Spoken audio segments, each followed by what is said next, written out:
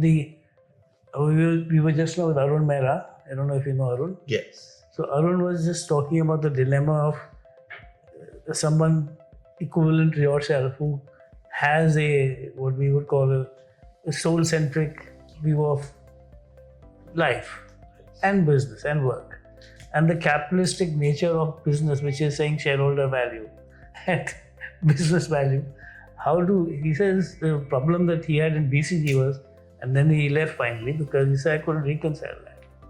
For me, that seemed to be very hard.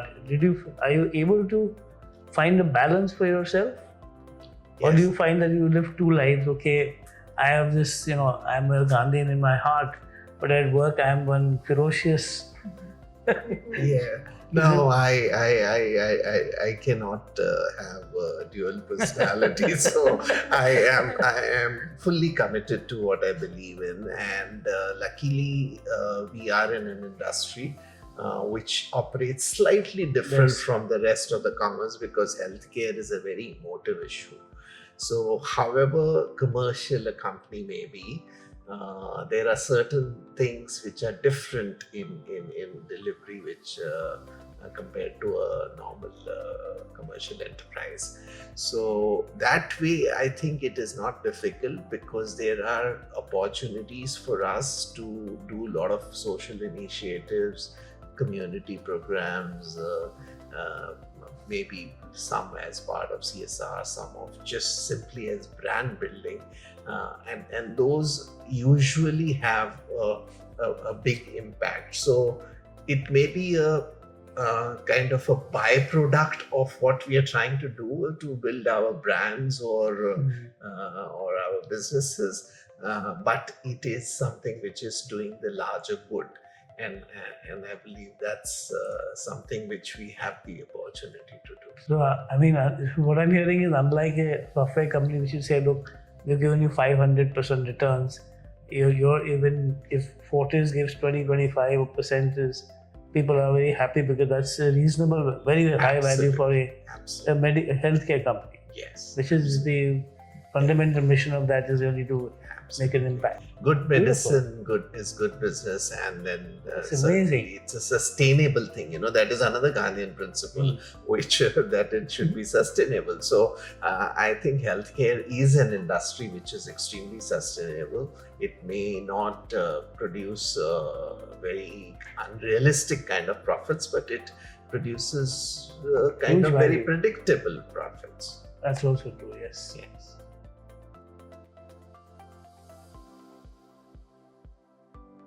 Amazing. It sort of shifts our whole belief about how, at least my experiences have been in hospitals where I got admitted, and not yours. Yes. I won't mention them, but where the whole intention was, okay, how can we get this guy to pay more? And you felt, well, what happened to the old doctor? You used to trust your doctor, and you trust hospitals, and that trust seems to have deteriorated quite a bit. Absolutely. And so, are you able to sort of build back that trust? Are you working on that? Yeah. No, that is my sole objective. Of course, my organization also faced certain situations, and when I came on board, the image of the organization was definitely dented to some extent because of some unfortunate incidences. So we had to work a lot on that. And one of my colleagues asked, when I just took over and I was visiting all the hospitals, I went to Mumbai, and my regional director over there asked me, you said that the culture has to change. How will you change it? And how do you change culture? So I simply told her that, look, I do not have to tell people what to do. I have to just start doing what I want people to do. And that's again a Gandhian value. And you will change you want others to see. Yeah, absolutely.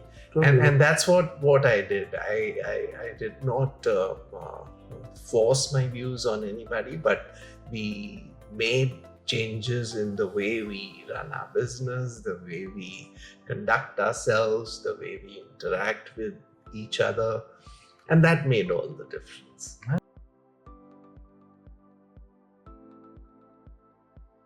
Absolutely. In fact, when I came up the floor, I asked him, "Am I on the wrong floor?" I said, "Because it doesn't look like I've been to like other, like I won't mention who, but tons of them, and their offices look very swanky. There's a big receptionist there, and all kinds of stuff." Yes. No, actually, hats off to you for being this kind the degree of simplicity, and let's just get on to work.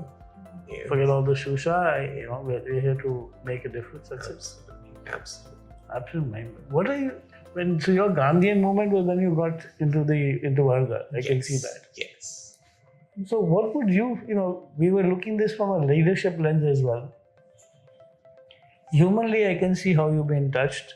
You reflect that fully, and I must tell you, I'll share that with you. You can just nod, because given your modesty, you're not going to say this is who I am.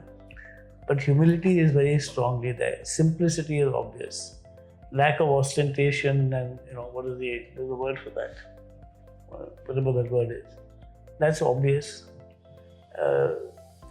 The clarity of thought and wanting to make something happen, and determination, very quietly, I can see very clearly. I can see those very clearly.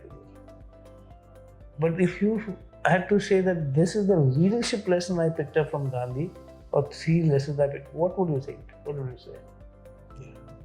I think a lot of people give different definitions of leadership, and leadership is not a single element. I think leadership constitutes a lot of personality traits, a lot of behavioral traits, your IQ, your emotional quotient, and all that.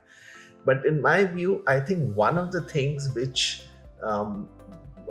many leaders probably don't speak about, but probably they practice, is a leader has to be fair. And that comes from being truthful.